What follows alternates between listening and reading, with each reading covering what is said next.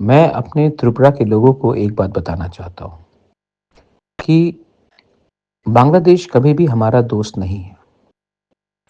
अगर आपने देखा होगा तो 80s, 90s एंड अर्ली 2000 में भी हमारे जो तिपरासा यूथ है उनको भड़काकर बांग्लादेश में कैंप का जगह, पैसा, बंदूक किसने दिया?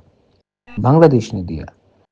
और वहाँ से टारगेट हुए पूरे त्रिपुरा के लोग, क्योंकि उनका सोच ही था कि त्रिपुरा में भाईचारा को तोड़े। आज फिर से बांग्लादेश शेख हसीना के जाने के बाद एंटी इंडिया सेंटिमेंट्स करा रहा है।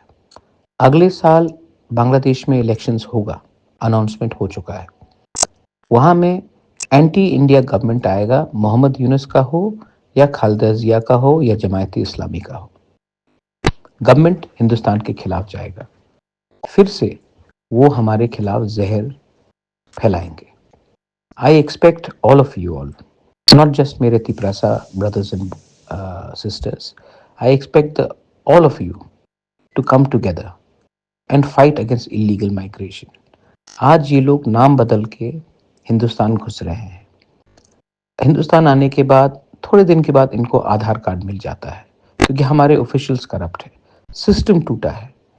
और ये तब त्रिपुरा में भी नहीं रहेंगे तो बिहार जाएंगे, महाराष्ट्र जाएंगे, यूपी जाएंगे, आसाम जाएंगे, बैंगलोर जाएंगे और वहां में घुल मिल जाएंगे।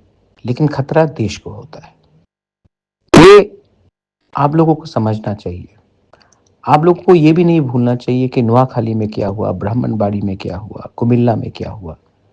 इन्होंने कैसे आपको अपने ही पुरखों की जमीन से निकाल कर भगा दिया।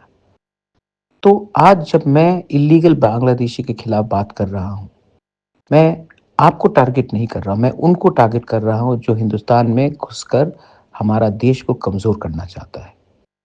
ये फाइट सिर्फ तिपरासा अकेला नहीं फाइट कर सकता है। I need your help. मैं भाईचारा चाहता हूँ, मैं एकता चाहता हूँ। और ये हम तभी कर सकते हैं जब अपने जो निजी डिफरेंसेस है उसको अलग करके आगे बढ़े। आज मैंने जो हमारे इंसर्जेंट्स है जिसने गवर्नमेंट ऑफ इंडिया के सामने मेन स्ट्रीम में आने का कोशिश किया, मैंने उनको भी समझाया है कि अकेला मुझसे नहीं होगा। आपको भी इनको समझाना है कि गलती हो गई, गलती हम सबसे हुई है, आपसे भी हुई है, मुझसे भी हुई है। लेकिन हमको अगर आगे बढ़ना है तो एक दूसरे का संग हाथ हाथ बटाकर चलना पड़ेगा। Please understand, this is not the fight for politics, this is the fight to save our next generation. जय हिंद।